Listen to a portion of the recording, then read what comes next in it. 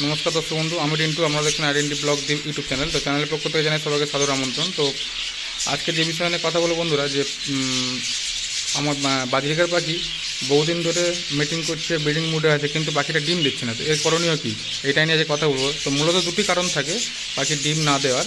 তো প্রথম কারণ হচ্ছে, যদি ফিমেল পাখিটা কোনো সমস্যা থাকে, ফিমেল পাখিটার সমস্যা বলতে মেয়ে পাখিটা যদি পেটে চর্বি জমে যায় না, তাহলে পাখিটা ডিম দেবে না। আর একটা কারণ থাকতে পারে, যদি ফিমেল পাখিটার বয়সটা ঠিকঠাক না থাকে, তাহলে পরে সে পাখিটা ডিম দেবে না। তো এটা তোমাদেরকে প্রথম বুঝতে হবে যে ফিমেল পাখিটার বয়স কেমন, বয়সটা ঠিকঠাক আছে কি না। তো মূলত ফিমেল পাখিরা মানে বাজিকার পাখি মূলত 6 থেকে 8 মাস পরে ঠিকঠাক অ্যাডাল্ট হয় এবং পাখিটা ডিম দিতে সক্ষম হয়। তো আরেকটা যেটা কারণ হচ্ছে, সেটা পেটে চর্বি জমে যায়। যদি পাখিটার পেটে চর্বি জমে যায় বন্ধুরা, তাহলে পরে বুঝতে হবে যে এই পাখিটা ডিম দিতে পারবে না।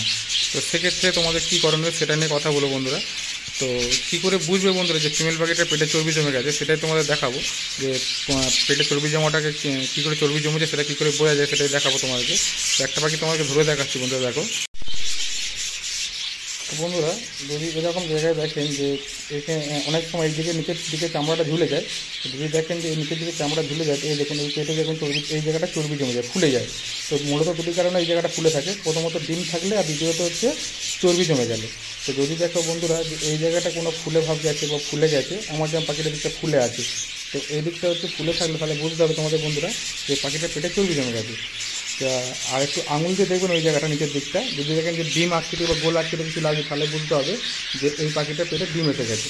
তো আর যদি দেখেন যে না ডিম আসেনি, ডিম আকৃতি কিছু নেই, তাহলে বুঝতে হবে যে পাখিটা পেটে চর্বি জমে গেছে। চর্বি জমে গেলে কী করতে হয় বন্ধু, এটা হচ্ছে মেন কথা। যে চর্বি জমে গেলে তার থেকে কী করে বাঁচবো।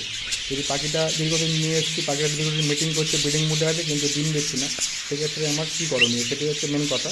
তো সেটার জন্য বন্ধুরা একটা কাজ করতে পারেন, প্রত্যেক দিন যে জলটা দেন আপনারা সকালবেলা, সেই জলটাতে প্রত্যেক দিন বন্ধুরা 2 ফোঁটা করে লেবু রস ফেলে দিতে পারেন। তো এটা চর্বি কমাতে খুব ভালো সাহায্য করে। তো তোমরা 2 ফোঁটা করে লেবু রস ফেলে দিতে পারো প্রত্যেক দিন, দিলে পরে চর্বিটা অনেকটা কমে যাবে, তখন দেখবে ঠিকঠাক ডিম পারবে তোমার পাখিটা, ঠিক আছে।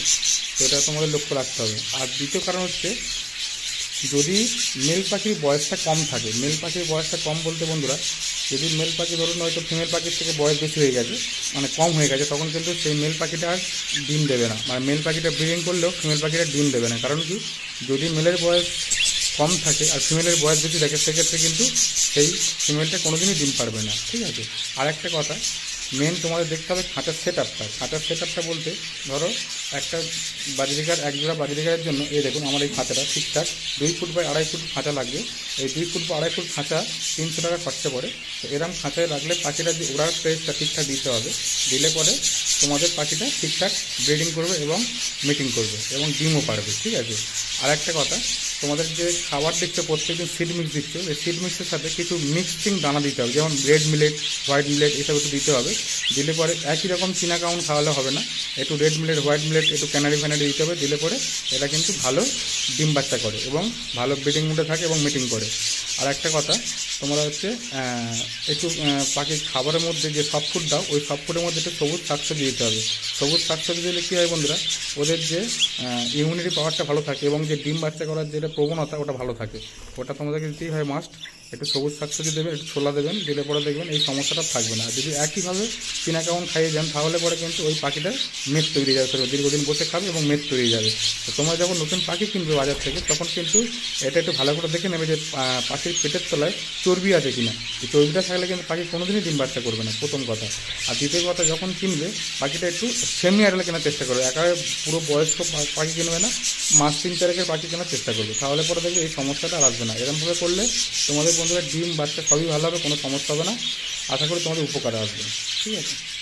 তো আজকের মতো এই পর্যন্ত বন্ধুরা। যদি ভিডিওটি কোনো উপকারে আসে তো প্লিজ চ্যানেলটি সাবস্ক্রাইব করে রাখো, আর যদি ভালো লাগে একটু কমেন্ট শেয়ার করে দিও।